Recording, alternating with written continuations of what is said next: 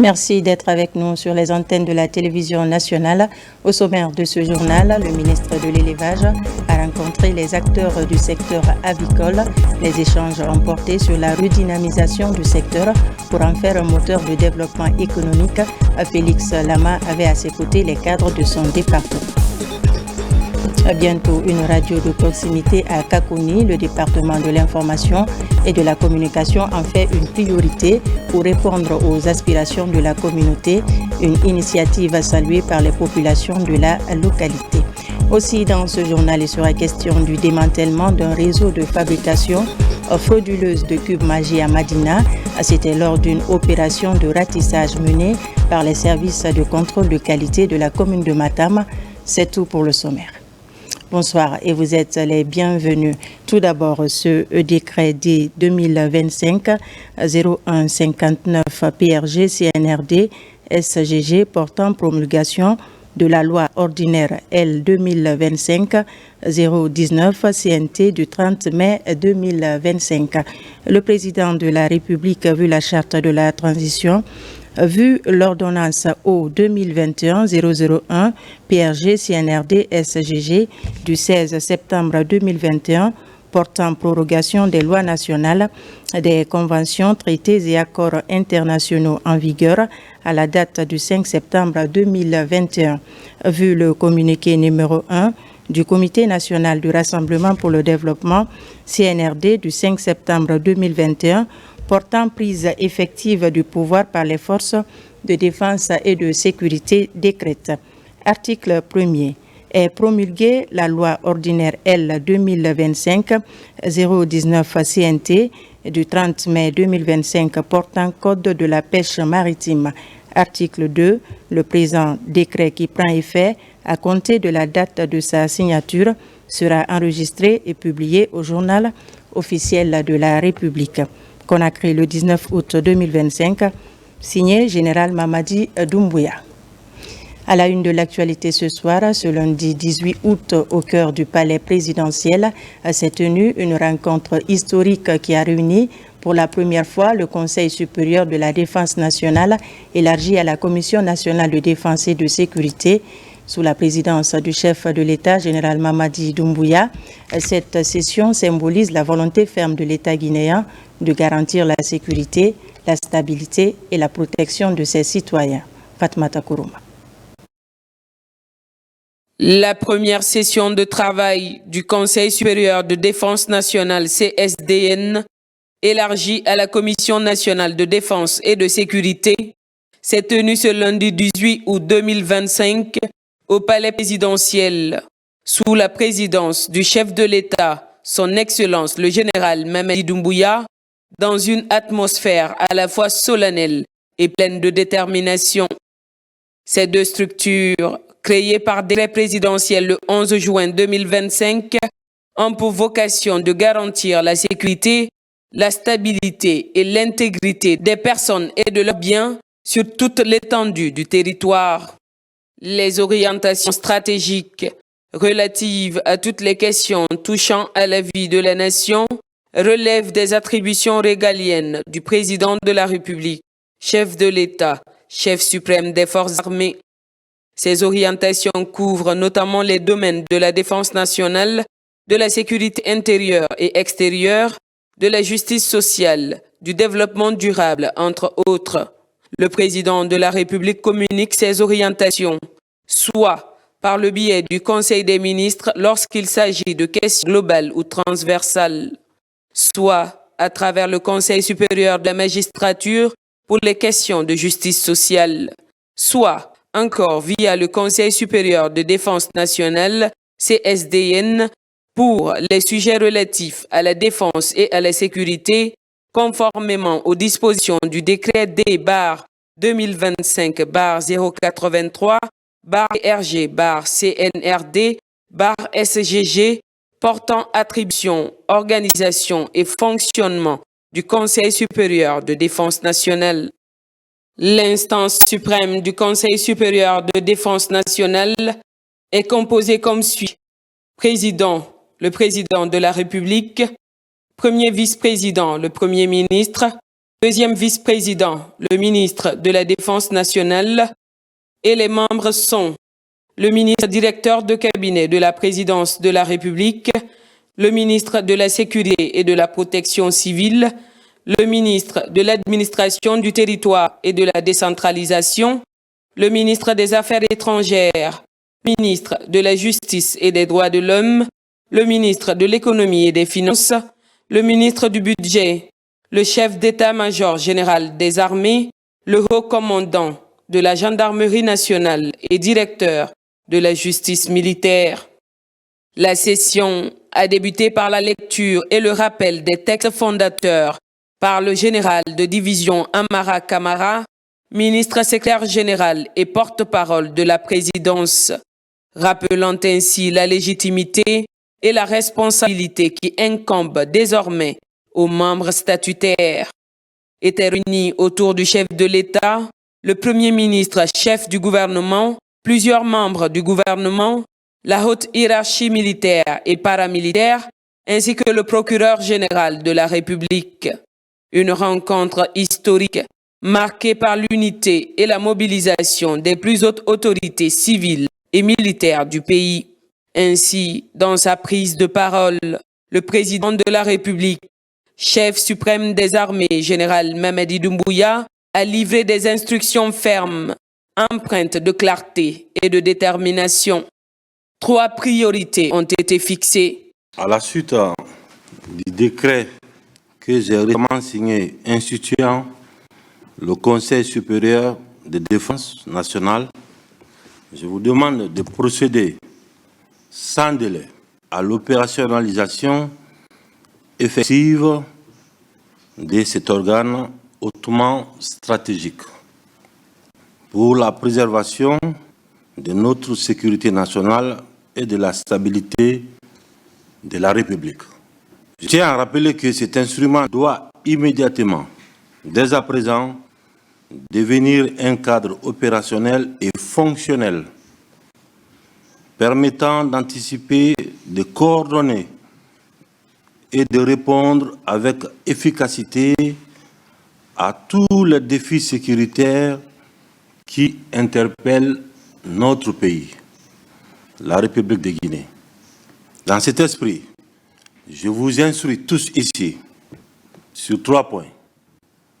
Primo, responsabiliser tous les acteurs concernés, y compris les structures déconcentrées et l'administration décentralisée, afin que l'action sécuritaire soit harmonisée et couvre l'ensemble du territoire national.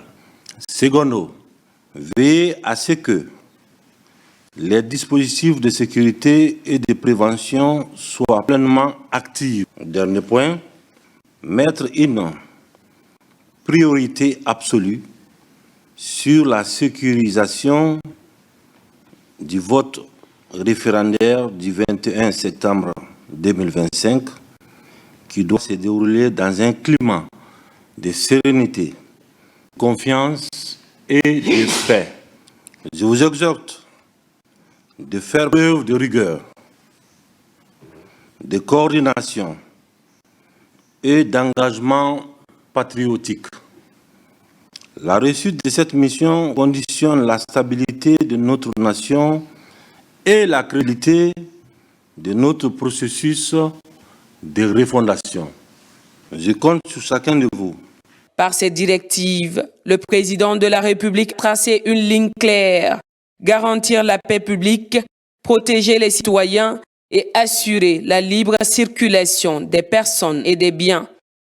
Ce moment fut également empreint de solennité lorsque le chef de l'État, son Excellence le général Mamadi Doumbouya, a tenu à rappeler et à renouveler sa confiance aux autorités présentes.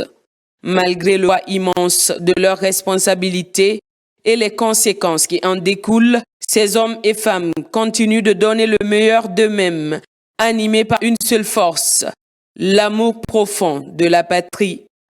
Cette première session des membres statutaires du Conseil supérieur de la défense nationale, élargie à la Commission nationale de défense et de sécurité, en plus d'être une rencontre institutionnelle, sonne comme un appel à la responsabilité, un rappel à l'engagement patriotique et surtout un signal fort de la volonté du général Mamadi Doumbouya de placer la sécurité des citoyens et de leurs biens au cœur de sa gouvernance. Cette structure a pour mission fondamentalement d'assurer l'intégrité territoriale de notre pays, d'assurer la sécurité des personnes et des biens, de protéger l'ensemble des citoyens de la République et bien entendu les institutions.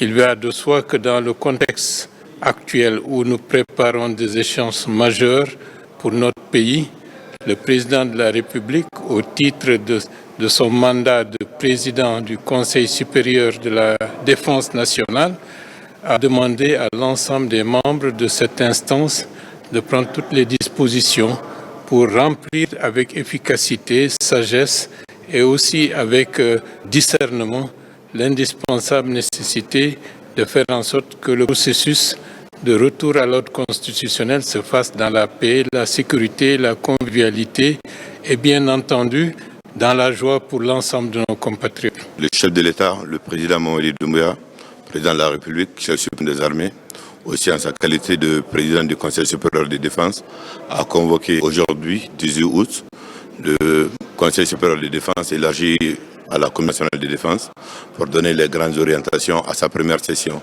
Au cours des travaux, il a donné ses orientations stratégiques en rappelant les textes qui fondent déjà cet organe assez stratégique. Il a rappelé quelques dispositions sur lesquelles nous devrons nous baser pour déjà lancer les travaux.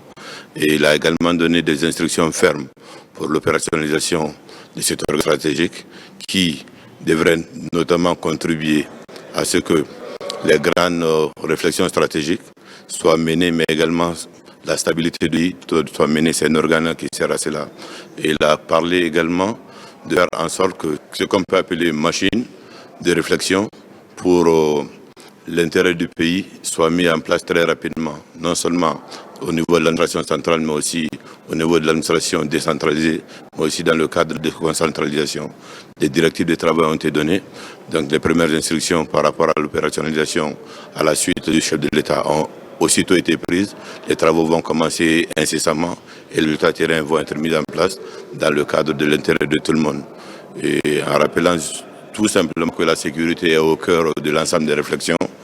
Et la sécurité qui parle de sécurité par la personne, la Guinée, de la défense de notre souveraineté, de la défense de l'intégrité des personnes, mais aussi des biens, la libre circulation et tous ces aspects-là vont être élaborés dans les jours à venir. Ces instructions sont relatives à tout ce qui est défense des intérêts supérieurs de la nation.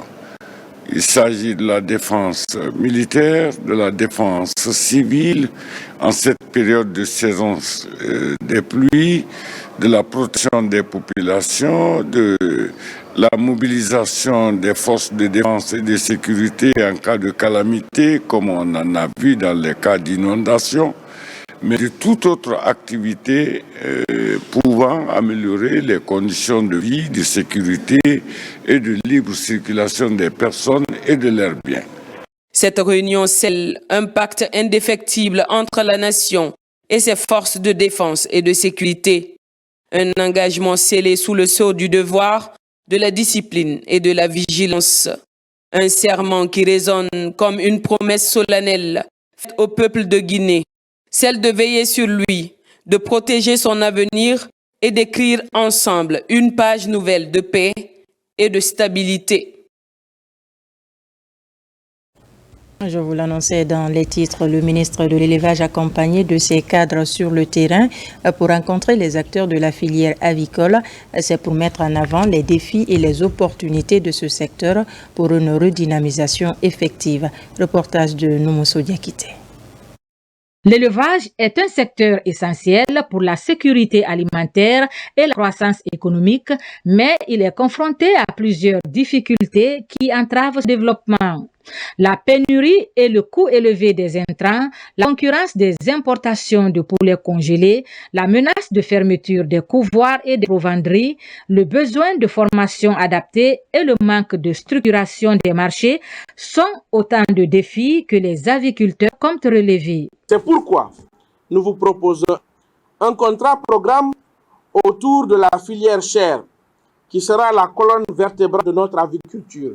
En 5 ans, il nous permettra de produire 100 000 tonnes de poulet de chair, de mettre fin à notre dépendance aux importations, de créer plus de 250 000 emplois directs et indirects et de transformer le destin alimentaire de la Guinée. Cette rencontre entre le ministre de l'Élevage et les acteurs de la filière avicole permet un échange constructif autour de la mise en œuvre de ce contrat-programme. On s'aperçoit que nous importons autour de 70 000 tonnes de poulet de chair dans notre pays par an. Je me suis rendu compte que notre production nationale tourne autour de 5% seulement. Mais certains parmi vous d'ailleurs qui sont représentés ici, en mettant que 2 de ces acteurs ensemble, à eux seuls, réussiront à produire en fin 2026 30%. Donc, rajouter aux 5% déjà existants, nous sommes à 35%. Nous aurons un TDR pour le schéma directeur. Mais en attendant, il y a des choses qui peuvent commencer à se faire. Le respect des engagements pris, l'organisation, la solidarité et l'honnêteté sont pour le ministre de l'Élevage des valeurs indispensables pour la réussite de ce contrat-programme et pour le développement du secteur avicole. Concertation de la nouvelle ministre de l'Agriculture avec les importateurs des intrants agricoles et les membres de la Confédération générale des entreprises de Guinée. L'enjeu de ces échanges est d'améliorer le climat des affaires pour attirer les investisseurs vers la terre, entre autres problématiques débattues, la mécanisation, l'aménagement et le désenclavement des zones de production. Fodé Camara nous en dit davantage. Pour une agriculture plus rentable et respectueuse des bonnes pratiques, le secteur privé échange avec la ministre Maria Massiré Sylla. Parmi les acteurs autour de la table, la Chambre nationale d'agriculture, l'Union des importateurs et distributeurs d'intrants et de matériel agricole, ainsi que les champions agricoles et d'autres structures fêtières. Étant un secteur hautement prioritaire, je pense que Madame la ministre a bien fait de convoquer cette rencontre avec le secteur privé pour justement dire, dès les premiers jours de sa prise de fonction, qu'elle va travailler avec le secteur privé, qu'elle mettra en lumière le secteur privé et qu'elle mettra en œuvre le secteur privé justement pour atteindre les objectifs. C'est une belle initiative de prendre le temps de nous consulter, de nous écouter, de prendre toutes nos préoccupations et nos propositions. C'est salutaire. Les membres de la Confédération générale des entreprises de Guinée qui investissent dans la production, la transformation agroalimentaire, la création d'emplois ont aussi remonté leur attente à la nouvelle ministre de l'Agriculture. Dans cette dynamique, il convient de souligner les efforts entrepris par notre gouvernement, notamment à travers la réduction des frais de douane sur les intrants et équipements agricoles, fixé à 2,75. Cet effort a été salué, mais il demeure insuffisant. C'est pourquoi la CGI plaide pour le renforcement des capacités des différents fonds de garantie afin de faciliter l'accès au crédit pour les acteurs du secteur. L'enjeu de ce conclave est d'échanger sur les défis et les opportunités afin de stimuler la production, moderniser les techniques culturelles à travers un partenariat public-privé plus dynamique. Nous avons insisté au niveau du ministère à avoir vraiment une discussion très franche et très directe. Et je dois dire que le secteur privé ne nous a pas déçus. Donc on a eu de bonnes interventions et de belles propositions sur ce qui pourrait être fait pour résoudre le problème relatif par exemple à la conservation des produits agricoles, notamment qui souvent périssent par manque d'infrastructures de conservation, notamment relatif à la problématique des intrants qui souvent arrivent tard, en quantité faible et parfois en qualité pas vraiment intéressante pour les agriculteurs. Donc on a aussi été question des pistes rurales. L'espoir est grand de part et d'autre de voir le partenariat public-privé se concrétiser pour les agriculteurs afin de transformer les potentialités pour l'atteinte de la sécurité alimentaire et nutritionnelle. Ce 19 août, l'on célèbre la journée mondiale de la photographie. La Guinée, à l'instar des autres pays, commémore cette journée sous le thème « Ma photo favorite », une occasion de graver les images dans le temps et dans l'espace. Je vous propose de suivre la déclaration du ministre en charge de la culture. Les images de Mamadou Djoumaba sont commentées par Ousmane Ba.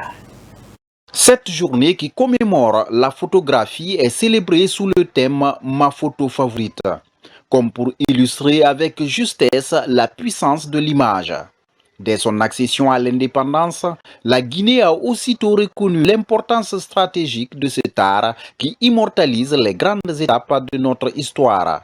Ce travail des pionniers constitue aujourd'hui un patrimoine visuel qui doit être préservé selon le ministre Moïse Silla en charge de la culture. Alors que notre pays vit une profonde transformation sous l'impulsion de son Excellence le général Mamadi Doumbouya, président de la République, vos images acquièrent une dimension encore plus essentielle. Elles doivent témoigner de nouvel élan, magnifier la dignité et la force de notre peuple et faire rayonner la Guinée bien au-delà de ses frontières. C'est cela le branding national.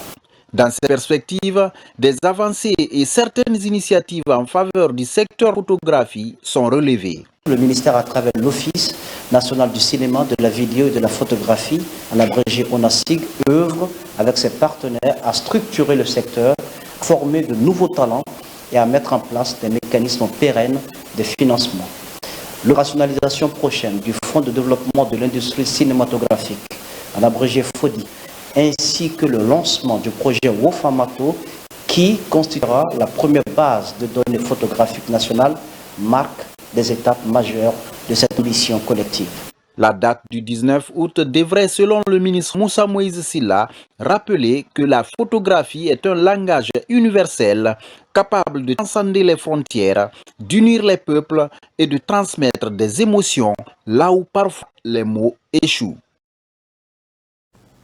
Autre titre de ce journal, le ministère de l'Information et de la Communication intensifie ses actions sur le terrain pour matérialiser le programme du CNRD en matière d'accès à l'information dans la Guinée profonde avec la radio rurale. Et justement, à Kakoni, le département se prépare à installer une radio de proximité pour répondre aux aspirations d'une communauté longtemps privée du canal d'information qui est la radio rurale. Plus de détails avec Tierno Ousmane Diallo. Niché dans les contreforts de la préfecture de Gawal, Kakoni est une localité agro-pastorale où le développement local est en marche avec une diaspora active et des projets initiés par le gouvernement pour améliorer les conditions de vie dans la zone. Le ministère de l'Information et de la Communication, dans son programme de désenclavement médiatique des localités reculées, compte installer à Kakoni une station de radio rurale. Une nouvelle bien accueillie par les communautés qui réserve un accueil chaleureux à la délégation conduite par le directeur général de la radio rurale de Guinée. Kakoni, vu l'engouement de la population, vu ce rôle central, la radio rurale de Kakoni déjà est une réalité. Vous savez que ces radios sont des radios de développement, c'est des incubateurs de développement. Les populations en ont besoin pour accélérer leur propre développement.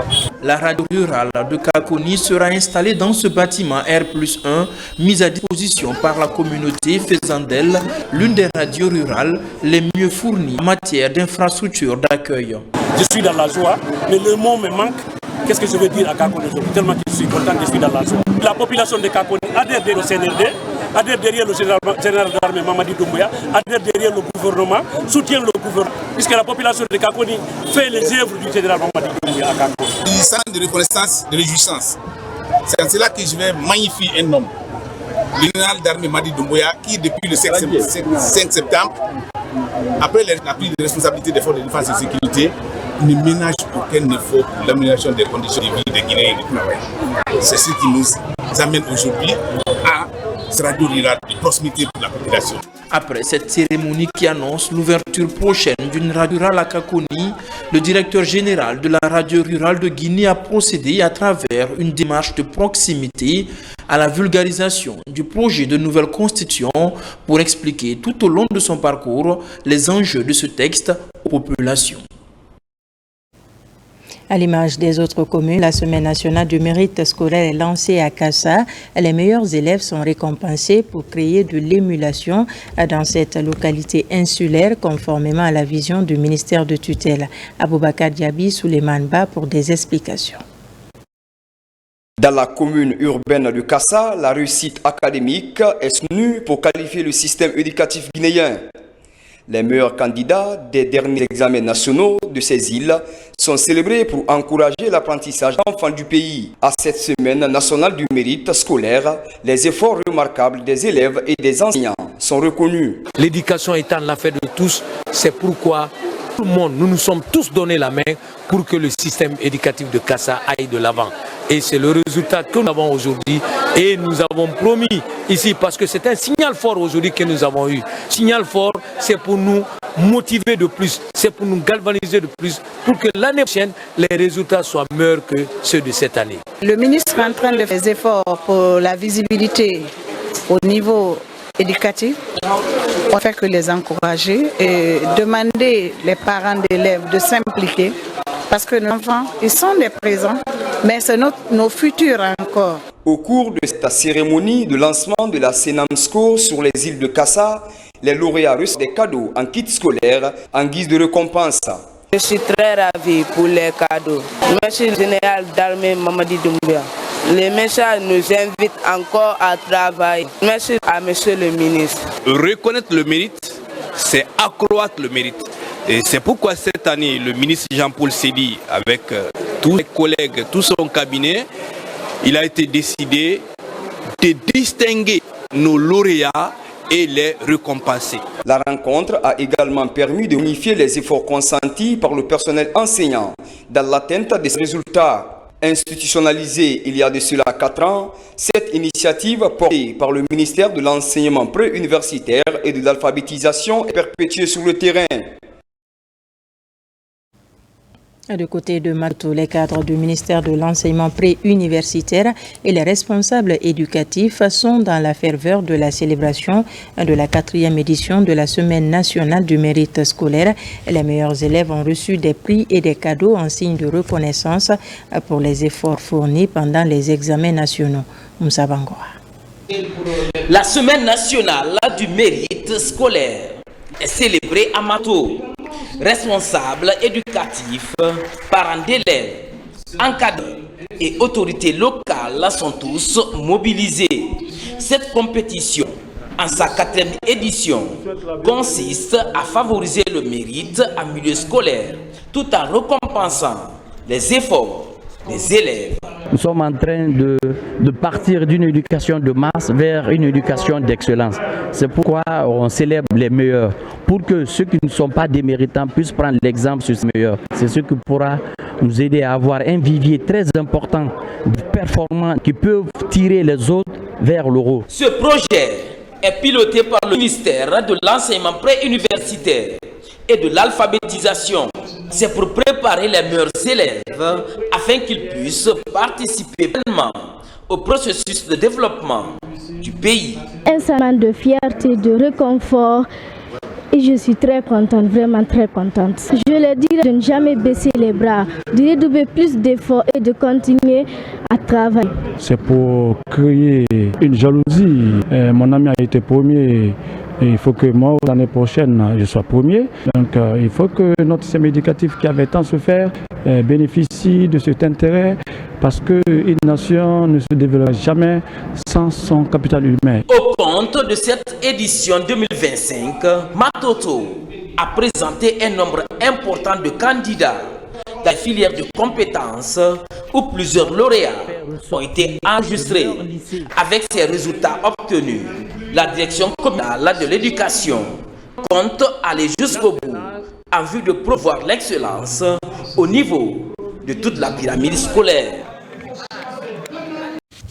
Dans l'actualité encore, la coopération entre la Guinée et le Royaume de Belgique franchit une nouvelle étape. L'Agence belge de développement Enabel a procédé à la remise d'équipements dans le cadre du projet FIER, financé au titre du programme de coopération bilatérale 2023-2027, une avancée concrète dans les engagements pris pour l'autonomisation de la jeunesse guinéenne. Aïssata Marshall nous signe ce reportage. C'est un pas de plus vers l'insertion socio-économique des jeunes Guinéens. À travers le projet FIER, la coopération belgo-guinéenne mise sur le renforcement des centres d'information d'orientation des jeunes pour l'emploi, en les dotant de matériel, de bureaux et d'outils numériques. La réception de ces équipements n'est pas un simple acte de donation matérielle, elle est la traduction concrète de notre ambition commune, celle de doter nos dispositifs d'insertion des jeunes de moyens réels pour entreprendre, créer de la valeur et bâtir un avenir professionnel digne et durable. La formation de 2000 jeunes va pouvoir démarrer et l'accompagnement de proximité se renforcer dans les 3 grandes régions du pays. On vient pour remettre officiellement des équipements au sein de la direction au profit de 5 sièges répartis de Conakry à Mamou et Pita, Kindia, Matam et ici Taouya. Pour juste faire quoi? Pour créer le cadre favorable pour permettre à des jeunes, notamment 1100 jeunes et d'autres, en plus de ce que nous ciblons, à travailler, à être formés dans le meilleur des conditions. Dans le cadre du projet FIER, et dont l'objectif est de faciliter l'insertion socio-économique de nos jeunes qui viennent régulièrement au CIO, le centre d'insertion et d'orientation des jeunes ici à Taouya. Mais au-delà de la logistique, cette remise symbolise une ambition plus grande. Faire des centres d'information d'orientation jeunes pour l'emploi, des structures solides, durables et efficaces. Et puis le ministère de l'Enseignement technique, à travers l'Office national de formation et de perfectionnement professionnel, a lancé un programme de formation innovant Domotech. C'est un programme ambitieux qui vise à former 100 jeunes techniciens guinéens au métier de l'habitat intelligent, répondant ainsi aux besoins d'un marché en pleine évolution. Le point avec Moussa Koumara. La domotique, science de la maison intelligente, ouvre ses portes en Guinée. Discipline émergente mise en route par le ministère de l'Enseignement technique de la formation professionnelle pour armer les jeunes électriciens de compétences adaptées aux standards internationaux. Nous avons la mission de former les jeunes, de promouvoir l'emploi et de promouvoir l'insertion socio-professionnelle. Cette formation lancée symbolise une renaissance professionnelle. Elle incarne un pont entre tradition et modernité, entre savoir-faire artisanal et innovation numérique. En maîtrisant ces savoir-faire, nos jeunes auront toutes les cartes en main pour trouver un emploi qualifié ou créer leur propre entreprise. Le projet Domotech a été conçu pour répondre à un double défi. Préparer la jeunesse guinéenne aux métiers technologiques émergents, accompagner la transition numérique et énergétique de nos infrastructures. Installer des capteurs, programmer des volets automatiques, contrôler à distance la consommation énergétique d'une maison, autant de savoir-faire que ces 26 jeunes venus de Conakry vont maîtriser durant 3 semaines. La domotique, c'est vrai que c'est un nouveau thème pour nous en Guinée. C'est la mise en réseau de différents équipements de maison afin qu'on puisse les commander par le smartphone ou par la voix. Dans le regard de chaque bénéficiaire, c'est une promesse, c'est de devenir des pionniers en Guinée. Aujourd'hui, grâce à l'ONFPP, je vais participer à une formation en domotique. Une formation qui va m'aider à renforcer mes connaissances ainsi que mes compétences dans ce domaine. Ce programme conçu par l'Office national de formation et de perfectionnement professionnel sera déroulé dans des villes de Conakry, Dubreka, Koya, Kankan et Labé. Et 100 jeunes seront formés pour accompagner la Guinée vers l'innovation technologique. À présent, on s'intéresse au démantèlement d'un réseau de fabrication frauduleuse du bouillon Jumbo. C'était lors d'une opération à Madina, une opération de ratissage menée par les services de contrôle de qualité de la commune de Matam, située dans le quartier Mafanko. Le démantèlement de ce réseau a permis également de saisir des équipements qui servaient à la fabrication de ces produits impropres à la consommation. On voit tout cela dans ce reportage de Falilou Diallo et Abdul Karifa Keita. C'est une importante prise de fabrication de cubes et ces équipements effectués dans le quartier Mafanko par la cellule communale de contrôle de qualité de Matam. Une opération qui est le résultat d'une collaboration entre inspecteurs et populations environnantes. Un bon citoyen, normalement, si le magasin reste toujours fermé, elle n'est pas ouverte. Alors j'ai fait appel à l'autorité compétente d'ouvrir le magasin. Quand ils sont venus, ils ont ouvert le magasin. Ils n'ont trouvé que des machines de fabrication. On ne sait pas quel genre de fabrication. Et on a trouvé des cartons Jumbo périmés. Je l'ai toujours dit que la prise en compte de la dimension qualité n'est pas seulement du ressort de l'État. Tant bien que l'État est le premier garant de la santé de sa population, c'est toujours de continuer à interpeller le public consommateur, la population de façon générale, de continuer à collaborer avec le service. Sans leur collaboration, nous ne pourrons pas atteindre cet objectif. La question de qualité est une question de vie et de santé publique. Cette action résulte de la mission de protection de la santé publique et de lutte contre les produits impropres à la consommation. Elle a permis de démanteler ce réseau et des mesures drastiques sont annoncées. En termes de prise de mesures immédiates, le magasin sera scellé par les services techniques compétents et également les produits contrefaits ici présents ainsi que les équipements seront également placés sous notification de saisie conservatoire conformément aux dispositions légales à la matière.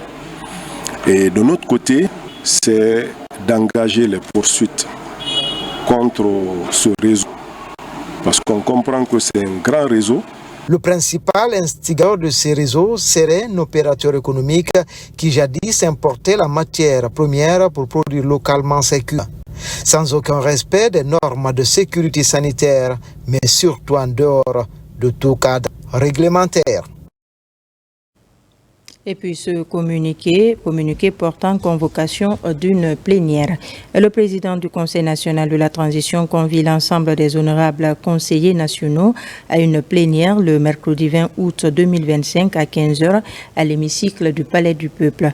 L'ordre du jour de cette plénière porte sur l'examen et la délibération autour des textes de loi ci-après.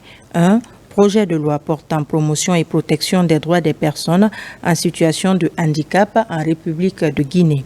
2. Projet de loi modifiant la loi L 2025-008 CNT du 28 février 2025 portant autorisation de ratification de l'accord relatif au projet de transformation du système de santé conclu entre la République de Guinée et l'Association internationale de développement IDEA signé le 1er octobre 2024.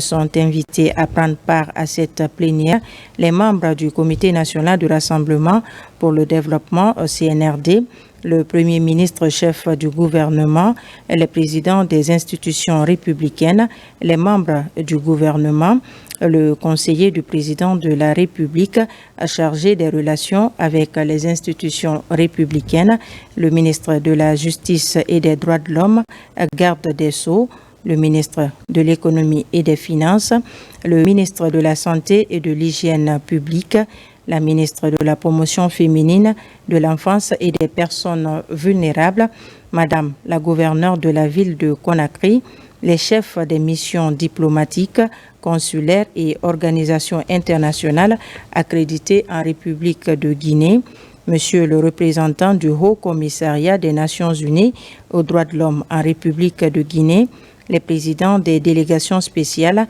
des communes de Conakry, l'administrateur général de l'administration et contrôle des grands projets, le secrétaire exécutif de l'Agence nationale de lutte contre la corruption et de la promotion de la bonne gouvernance, le coordonnateur du bureau de suivi des priorités présidentielles, le représentant de la Confédération générale des entreprises de Guinée, les représentants des organisations de défense des droits de l'homme, le représentant du Conseil national des jeunes de Guinée, les représentants des coalitions des partis politiques, les représentants des centrales syndicales, les représentants des organisations de la société civile, les anciens membres du CTRN et du CNT de 2010, les représentants des organisations de la presse publique et privée.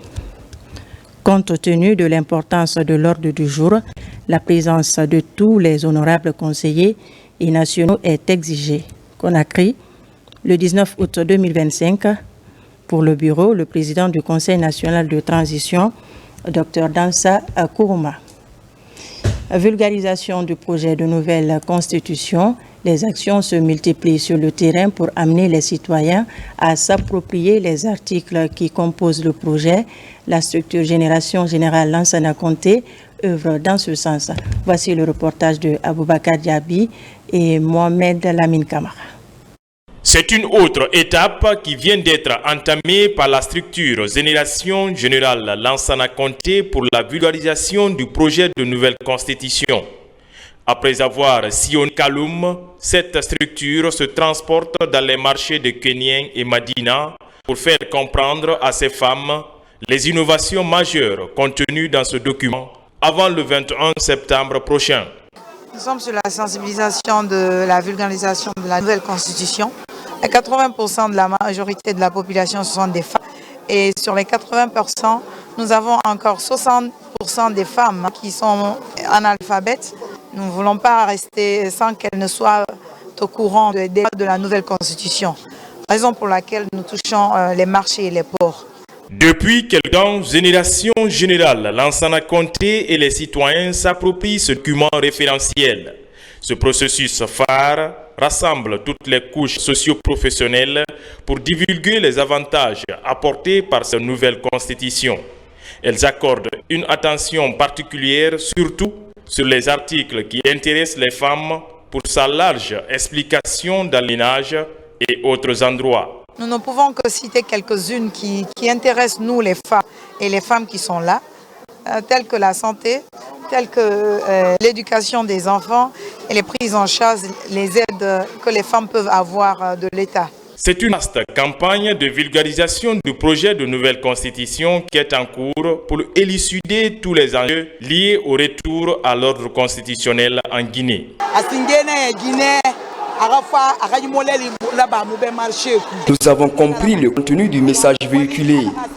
À notre tour, nous allons divulguer ces informations pour une large compréhension.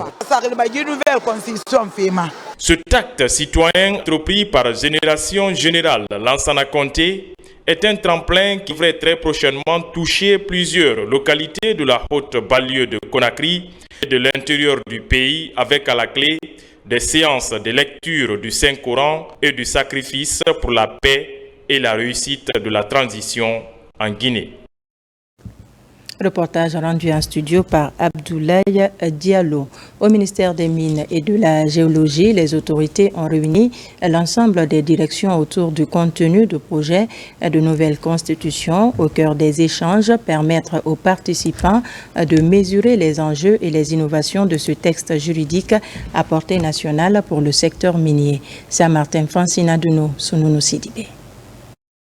Au ministère des Mines et de la Géologie, les responsables ont mobilisé des inspecteurs régionaux, les directeurs préfectoraux, les directeurs nationaux et généraux, la Chambre des mines et les représentants des compagnies opérant en Guinée.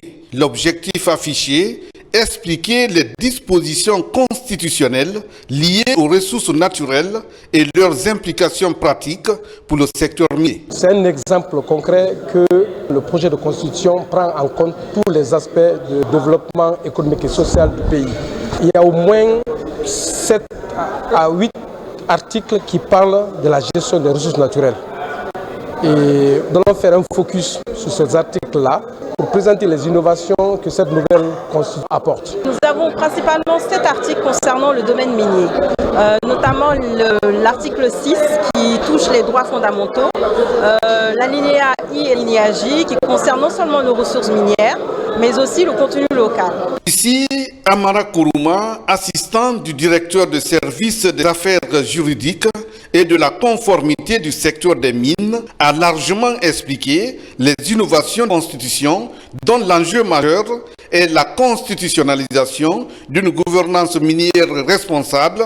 Constitution, en termes de contenu, protège l'investissement, protège les investisseurs et également il y a des cadres légaux qui sont maintenant mis en place pour protéger tout le maillon de la chaîne et je pense que c'est une très bonne chose. Cette cérémonie de la vulgarisation de la nouvelle constitution, pour nous, c'est une importance capitale, dans la mesure où nous sommes des acteurs de terrain qui sont directement en face des sociétés minières et aussi des collectivités. Cette journée d'information s'inscrit dans une série de concertations sectorielles avant le référendum prévu le 21 septembre prochain, signe que la vulgarisation du projet de nouvelle constitution touchera toute la chaîne de valeur minière.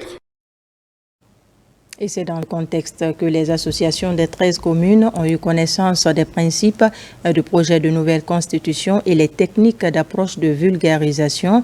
C'est une idée de l'ONG Aimer la Guinée qui poursuit sa campagne de formation afin de toucher le maximum de personnes sur le bien fondé du projet. Reportage de Bakary Bamba Kondé. À l'approche du référendum, les associations jouent un rôle crucial dans la sensibilisation des citoyens aux enjeux démocratiques. Ainsi, le projet de formation des acteurs de la société civile sur le référendum et la responsabilité citoyenne, tout en vulgarisant les principes de la nouvelle constitution, est lancé. Cette initiative portée par l'ONG Aimer la Guinée vise à renforcer la participation citoyenne et à garantir une meilleure compréhension des droits et devoirs des citoyens.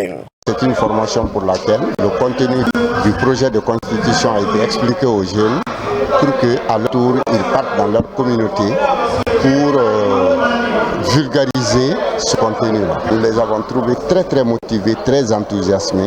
Les sessions de formation sont programmées pour 2 jours dans plusieurs villes de la Guinée, ciblant les membres d'associations, les jeunes et les leaders communautaires. L'objectif est d'expliquer le processus référendaire, mais aussi d'explorer les implications de la nouvelle constitution sur la vie quotidienne des citoyens. Nous avons eu à dérouler la nouvelle constitution sur 3 volets.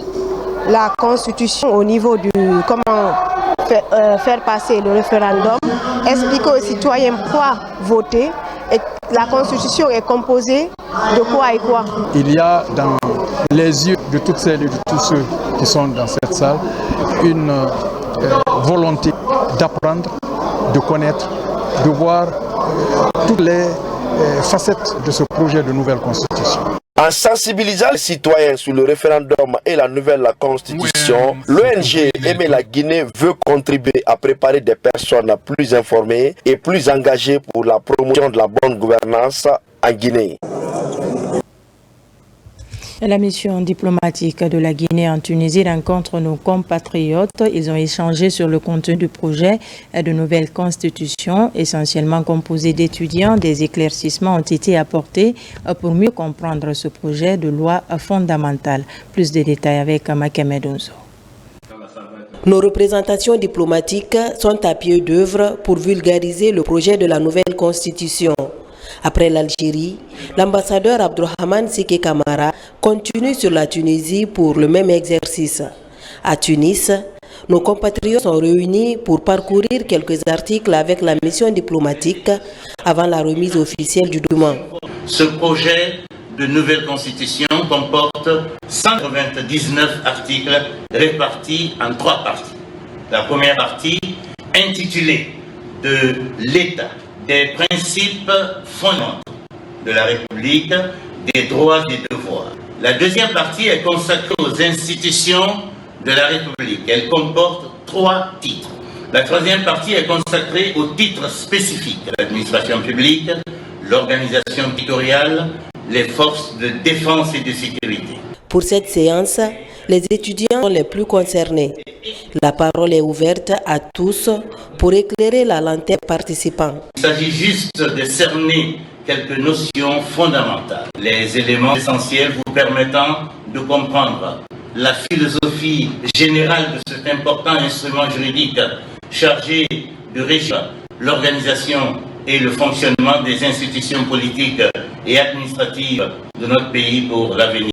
Le 21 septembre est la date choisie pour le référendum. Faire comprendre les articles qui composent le document est l'objectif que se fixent les ambassadeurs. La vulgarisation du projet de nouvelle constitution, la campagne s'est également tenue au Qatar. La communauté guinéenne vivant dans ce pays était massivement mobilisée pour une séance d'échange autour du document. Des explications ont été données en langue nationale pour permettre une meilleure compréhension. Alpha Isiagaba. Conformément aux hautes instructions du chef de la diplomatie guinéenne, la représentation diplomatique de la Guinée au Qatar a mis en place une stratégie de communication et de vulgarisation du projet de nouvelle constitution, une approche pédagogique pour échanger sur le contenu du document. Nous avons organisé une série de rencontres avec le personnel diplomatique et local, le bureau du Conseil des Guinéens établi au Qatar ainsi que des personnes ressources. Aujourd'hui, cette cérémonie a réuni une centaine de ressortissants guinéens au Qatar pour venir écouter, lire et questionner le contenu de ce document constitutionnel. Un appel entendu par la communauté guinéenne vivant au Qatar. Toutes et tous promettent de s'approprier le contenu du document et de participer à sa large vulgarisation auprès des autres. Ce dont il s'agit ici, ce n'est pas une affaire personnelle. Il s'agit du destin de la Guinée, notre affaire à tous. Nous sommes heureux de cette démarche de nos autorités en Guinée et à l'ambassade ici, de vouloir nous associer à cette cause commune. Nous promettons à notre tour de participer à cette campagne de vulgarisation en informant ceux qui ne sont pas présents. Nous sommes ici aujourd'hui pour écouter notre ambassadeur. Il est venu présenter le projet de nouvelle constitution. Nous allons très bien lire le document, mais déjà, on est content de constater que la plupart de nos préoccupations ont été prises en compte. Cette rencontre est une initiative de l'ambassadeur pour faciliter l'appropriation du projet de nouvelle constitution. Le document a été lu intégralement devant les participants et chacun a reçu une copie. Dans le registre de la santé familiale et reproductive en Guinée, le groupe des religieux pour la santé, le développement et la paix présente les résultats des activités réalisées au cours de l'année 2020-2025 en Guinée. Cette présentation est faite au centre islamique de Donka en présence des autorités religieuses et partenaires. Ismaël Nabé, Marwan Kamara, le reportage. C'est la revue de plusieurs années d'activités réalisées sur le terrain par des religieux. Des activités sont basées sur la planification familiale, l'éducation des enfants et la préservation de la paix en Guinée. Les travaux sont menés dans le Grand Conakry et de l'intérieur du pays par les membres du groupe des religieux pour la santé, le développement et la paix. En Guinée, nous avons ajouté planification familiale, développement et paix. Parce que si quelqu'un n'est pas en bonne santé, il ne peut pas développer un pays. Et quelqu'un qui n'est pas en bonne santé ne peut pas avoir la paix. Ce qui fait que ça a amené tout le monde à vraiment œuvrer pour la réussite. Cette revue a permis aux membres du GRSDP et son partenaire de faire le point sur toutes les activités réalisées au cours de l'année 2020-2025, les progrès et les défis à relever. C'est assez extraordinaire de voir le progrès que le groupe a fait.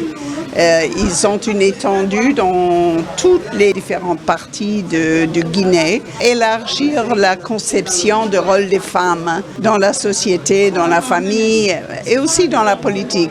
Je voudrais demander à notre chère maman de continuer toujours à œuvrer dans ce sens et demander à tous les appuis techniques, financiers, à continuer à apporter leur assistance, car cette ONG n'est pas seulement pour la Guinée, mais c'est pour toute l'humanité. La réalisation de ces activités témoigne de l'engagement du groupe des religieux dans la société et de leur impact sur divers aspects de la société. Avec l'accompagnement des bonnes volontés, ils comptent poursuivre pour atteindre les objectifs de santé reproductive et de bien-être familial dans les communautés. Et voilà qui m'a fait en ce journal. Merci de nous avoir reçus chez vous. L'actualité se poursuit sur notre site le www.rtgguinée.info. À très vite pour d'autres informations de la Guinée, notre paradis, terre de richesse et d'innovation.